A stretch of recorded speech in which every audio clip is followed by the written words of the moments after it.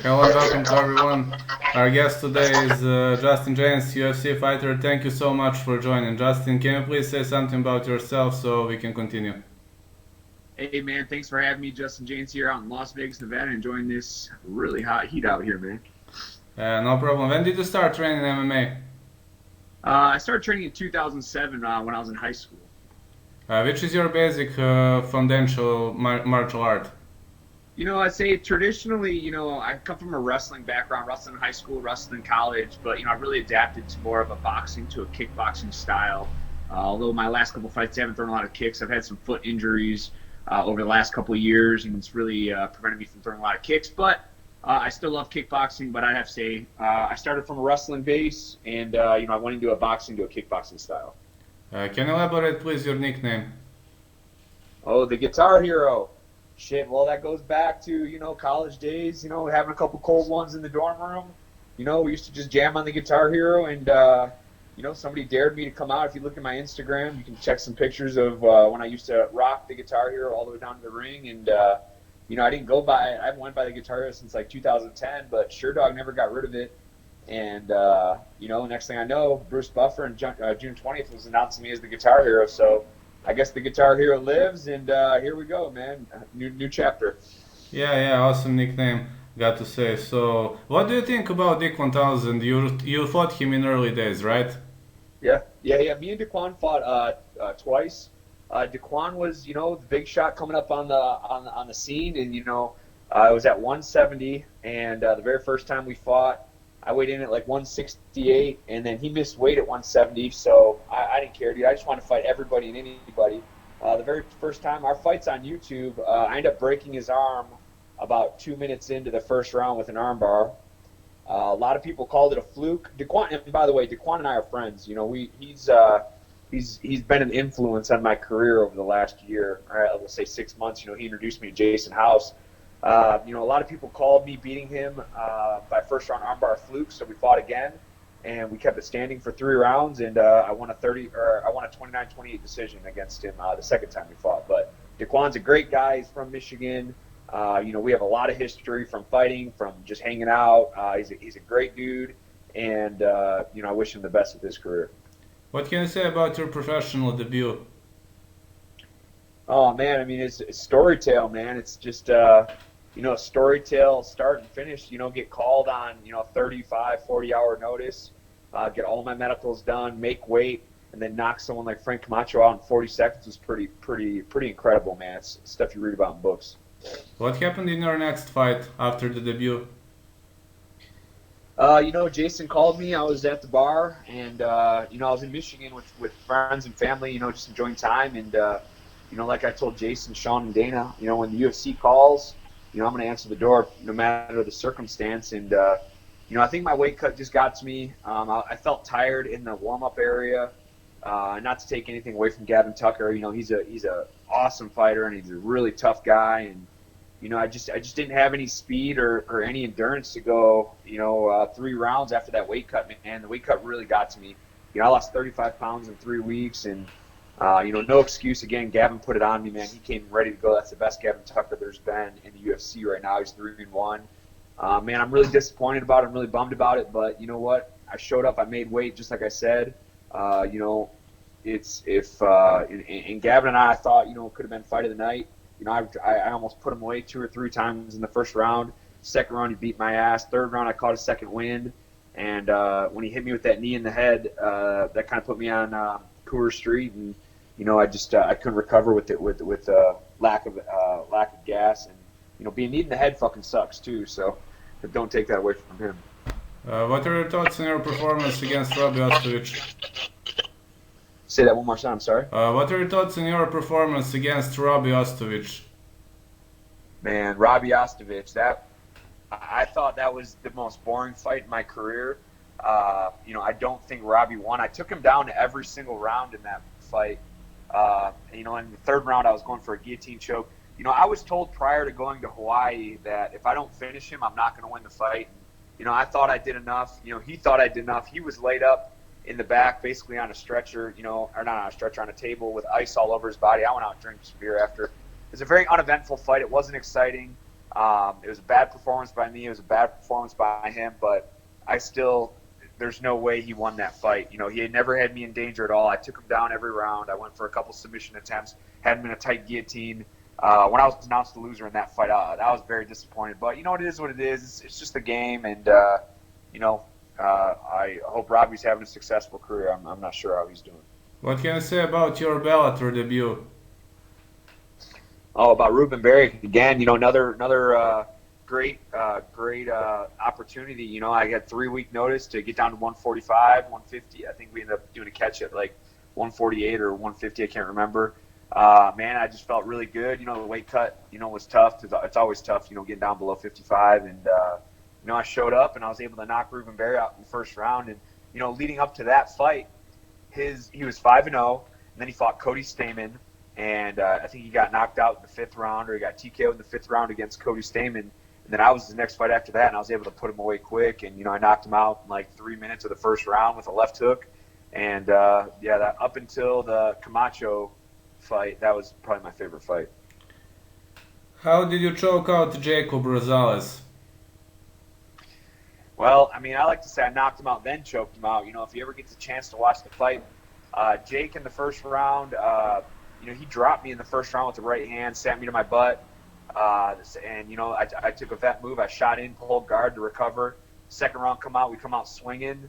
I knew that he liked throwing that right hand. He always went 1-2, 1-2. And, you know, I caught his 2. I slipped his 2, go low. I hit him with an uppercut. I drop him, same way I dropped Gavin Tucker with the same uppercut. He sat up to grab my leg, and, you know, I was able to catch a guillotine, and I put him to sleep. And, yeah, he was unconscious by the time that was over. Probably the most controversial match of your fight happened again. Correct me if I'm wrong. Abdul Sami Valley, right? Fence grabs. Yeah, that was weird. That was a weird fight. Abdul, again, you know, I went to India to fight at 170. Abdul ended up weighing in at like 185. And, you know, I told him, I was like, dude, man, this guy's 6'3", 6'4", 185 pounds. You know, I'm a lightweight, you know, and so you don't have to fight him, but, you know, you're not going to get paid if you don't. So I ended up fighting him, and I'm just not a 185er. And, you know, he hit me hard right out the get. And our grappling, my grappling and wrestling were superior to Abdul's. But every time I put him on the fence to take him down, he would grab the fence, and, you know, he got warned. He got a point taken away, and then the last one I had a low single, and I'm like, why is he not falling down? And I look up, and his fingers are interlocked. And I'm like, dude, what the hell? You know, it sucks that it got ended that way, but the outcome is the same. I would have finished him whether in the first or the second round. It was only a matter of time before I caught a submission. He doesn't have the submission game that I do. What do you think of WXC as a promotion? The WXC is a great promotion. Mike Pidelli and Norbert, they're just two great guys. You know, the thing I like about them, they never really bullshitted me. They always told me, you know, what they wanted and what they expected out of me. You know, I get a lot of bullshit from a lot of promoters, you know, coming in, especially on the early stages, because they're just trying to make money. And, you know, Mike and I had our differences at the beginning, but as our relationship developed, as I fought for him more often, you know, I love fighting for the WXC, and you know, I'm not object to ever not fighting for the WXC again, man. I think it'd be great to go back to the hometown and, you know, in 10 years after I'm retired from the UFC and just have some fun. WXC is a great regional promotion, no doubt. One of the best, if not the best, in the east side of the country.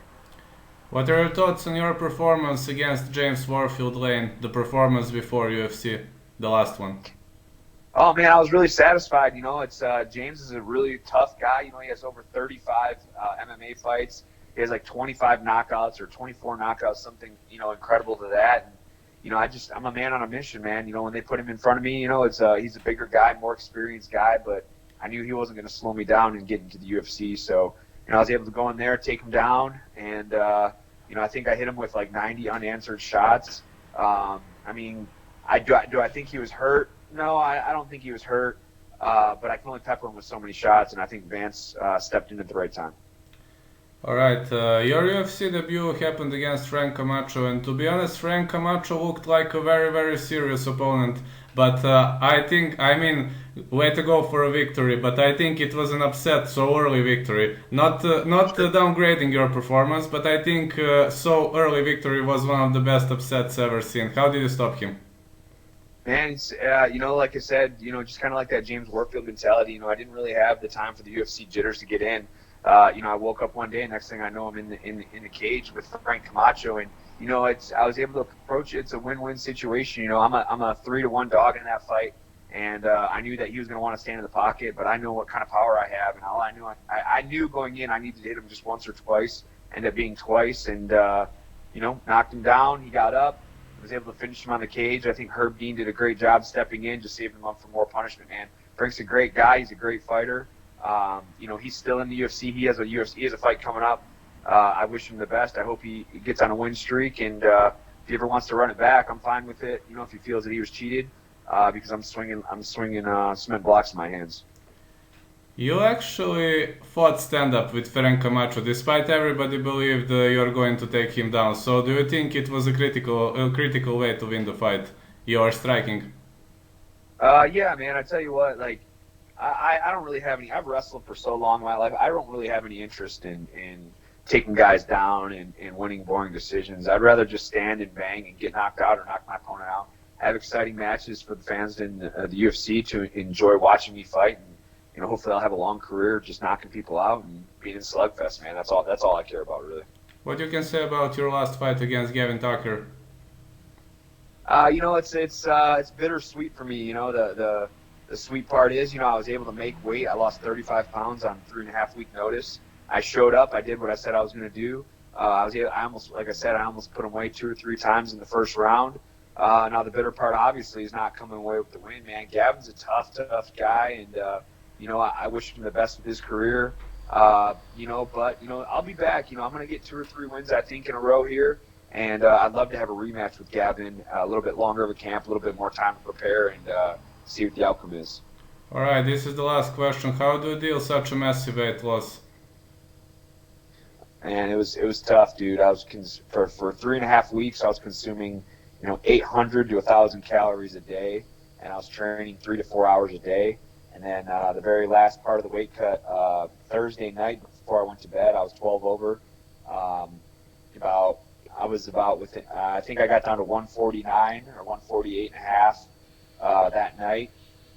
Woke up 2 pounds over, and that last 2 pounds was killer, man. I was dying. It was really tough. But thanks to Dennis Davis, Roman Isbell, Andrew Jacoby, Mike Conflitti being there, keeping me honest and keeping me sweating. If it wasn't for them, I wouldn't have made it. So. Thank you so much for this. Would you like to add something to this interview?